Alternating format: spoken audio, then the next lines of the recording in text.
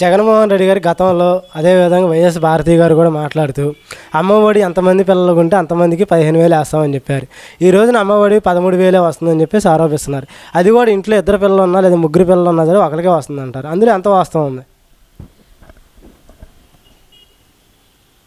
ఇంట్లో ఉన్న ప్రతి బిడ్డకి డబ్బులు వేస్తామని చెప్పారు. కానీ ఈ రోజున ఉన్నటువంటి పరిస్థితుల్లో జగన్ ప్రభుత్వం ఒకరికి మాత్రమే వేస్తుంది. మిగిలిన పిల్లలు ఎలా చదువుకుంటారు? వాళ్ళకి తల్లిదండ్రులు కష్టపడి తీసుకొచ్చి వాళ్ళని చదివించాలంటే చాలా కష్టం. ఇదివరకు ఉన్న గవర్నమెంటు, తెలుగుదేశం గవర్నమెంట్లో ప్రతి బిడ్డకి కూడా స్కాలర్షిప్, అదేవిధంగా ఉచిత విద్య అందింది. ఇప్పుడు అది ఆ పరిస్థితి లేదు. జగన్మోహన్ రెడ్డి గారి హయాంలో రాష్ట్రం ఎంతవరకు అభివృద్ధి చెందిందంటారు? ప్రజలు ఒక్కసారి బయటికి బయలుదేరితే అభివృద్ధి అనేది కాళ్ళ కింద, కళ్ళ ముంద కనిపిస్తూ ఉంటుందండి. మన కళ్ళ ముందు ఉన్నటువంటి ఈ అభివృద్ధి మీరు ఎన్నిసార్లు పడతారో ఎన్నిసార్లు లేస్తారో మీకే తెలిసిద్ది. అదేవిధంగా మన రాష్ట్రానికి విభజన హామీలు అని చెప్పేసి అన్నారు. కేంద్ర ప్రభుత్వం మెడలు వంచి విభజన హామీలు నేను నెరవేరుస్తాను వెంటనే నేను గవర్నమెంట్ ఫామ్ చేయగానే అన్నారు. ఇప్పుడు 4.5 సంవత్సరాలు అవుతుంది. గవర్నమెంట్ ఫామ్ అయింది, 4 సంవత్సరాలు గడిచిపోయింది, జనాలను ముంచేశారు. ఇప్పటికీ కూడా హామీలు లేదు, విభజన హోదా లేదు. హోదా తెస్తా అన్నారు. ఏది హోదా? ఇప్పుడు ఓటు కోసం వచ్చినప్పుడు అడగండి, హోదా ఏది, మనకి రాజధాని ఏది అని.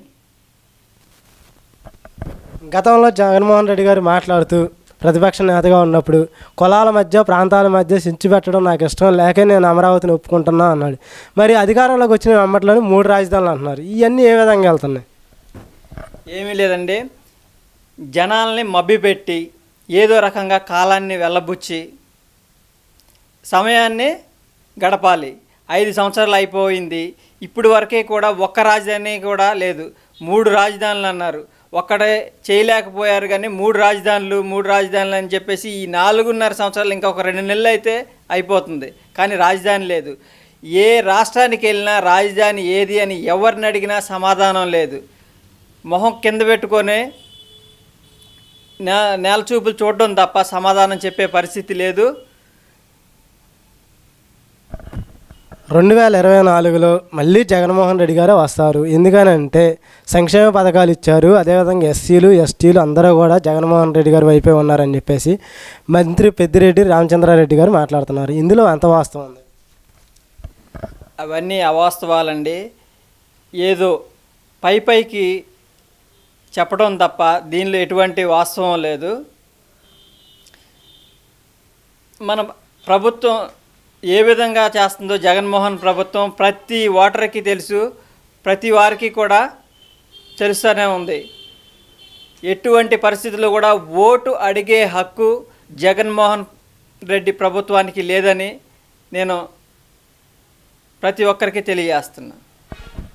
పవన్ కళ్యాణ్ 3 పెళ్ళిళ్ళకి రాష్ట్ర అభివృద్ధికి సంబంధం ఏంటి? ఎందుకని క్వశ్చన్ అడుగుతున్నానంటే జగన్మోహన్ రెడ్డి గారి చిన్నల సభకి వెళ్ళినా పెద్దల సభకి వెళ్ళినా సరే పవన్ కళ్యాణ్ పెళ్ళిళ్ళ గురించే మాట్లాడుతున్నా. ఎందుకని అలా? ఏమీ లేదండి. జనాల్ని డైవర్ట్ చేయాలి.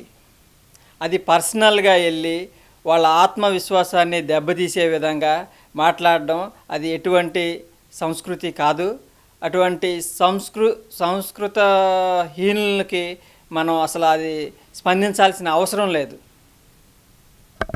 మేరుగు నాగార్జున దళితులకు మేలు జరిగింది జగన్ గారి గవర్నమెంట్లో అని చెప్పేసి మాట్లాడుతున్నారు.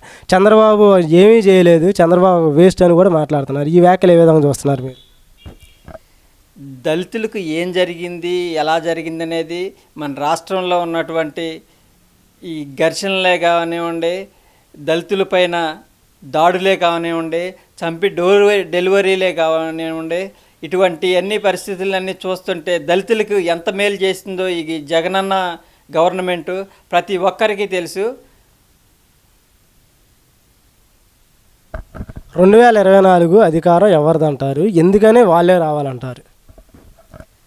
2024కి ఖచ్చితంగా టీడీపీ గవర్నమెంటే వస్తుంది. ఎందుకంటే చంద్రబాబు నాయుడు గారు ఒక విజనరీ లీడర్. ఆయన ప్రతి విషయంలోనూ ప్రతి ప్రాజెక్టు తీసుకొస్తే ఏ ప్రాజెక్ట్ తీసుకొస్తే యువతకి లబ్ధి చేకూరుతుంది, లేదు ఎటువంటి ప్రాజెక్టులు కడితే మన రాష్ట్రం అభివృద్ధి చెందుతుంది అనేది ఆయన చంద్రబాబు నాయుడు గారికి తెలుసు.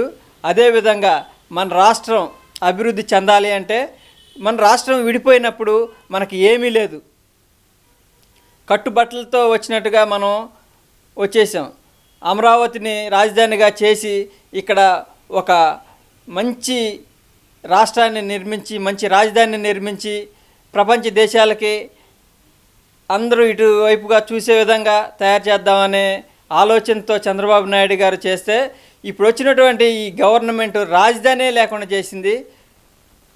అందుకోసం ప్రజలంతా కూడా బుద్ధి చెప్పి 2024లో తెలుగుదేశం పార్టీని అఖండ విజయం చేకూర్చి చంద్రబాబు నాయుడు గారిని విజయవంతంగా ముఖ్యమంత్రిగా చేస్తారని ఆశిస్తూ చేయాలని మీకు అందరికీ మరొకసారి తెలియజేస్తున్నాను. గడిచిన ఈ 4.5 సంవత్సరాల్లో జగన్ గారి ప్రభుత్వ పరిపాలనలో పేదలకు మంచి జరిగిందంటారా, చెడు జరిగిందంటారా? పేదలకు మంచి జరిగిందా చెడు జరిగిందా అనేది ప్రజలకే తెలియాలి. ఈ రోజున ఉన్నటువంటి ఈ పరిపాలన 4.5 సంవత్సరాలు గడిచిన ఈ పరిపాలన మహా ఘోరంగా ఉంది. ప్రజలు చాలా ఇబ్బందులు పడుతున్నారు. 4.5 సంవత్సరాలు ఈ విశ్వాసఘాతకానికి ప్రజలే బుద్ధి చెప్తారు. ప్రతి నియోజకవర్గంలో మన రాష్ట్రం మొత్తం మీద కూడా ఏ ఒక్కరిని అడిగినా సరే మీకు ఏమైనా మేలు జరిగిందా అని అడిగితే ఎవరో కూడా మేలు జరగలేదనే చెప్తారు. ఓటు కోసం వచ్చి అడిగితే చెప్పు తీసుకొని కొడతారని నా అభిప్రాయం. జగన్మోహన్ రెడ్డి గారు మాట్లాడుతూ ఏ సభకి వెళ్ళినా సరే 99.99% సంక్షేమ పథకాలు నేను అమలు చేశానని చెబుతున్నారు. అందులో ఎంత వాస్తవం ఉంది? సంక్షేమ పథకాలు ఇంతకుముందు చదివినటువంటి ప్రతి ఒక్కరూ కూడా స్కాలర్షిప్లు ఏదో రకంగా గవర్నమెంట్ ఫ్రీగానే చదువు చెప్పించింది. ఈ రోజున ఈ గవర్నమెంటు జగనన్న ప్రభుత్వం అని ప్రతి తల్లి అకౌంట్లో డబ్బులు వేస్తున్నాడు. అంతకుముందు గవర్నమెంట్ కాలేజీలకి వేసేది, ఇప్పుడు అకౌంట్లు వేసి మళ్ళీ ఈ డబ్బులు తీసుకెళ్ళి కాలేజీలకు కడితే అక్కడ వీళ్ళకి హాల్ టికెట్స్ ఇస్తున్నారు. ఇప్పుడు ఈ డబ్బులు వీళ్ళ అకౌంట్లో వేయడం వల్ల పేద ప్రజలు ఏం చేస్తున్నారు, వాళ్ళ అవసరాల కోసం వాడుకుంటున్నారు, తర్వాత కట్టొచ్చులే అని.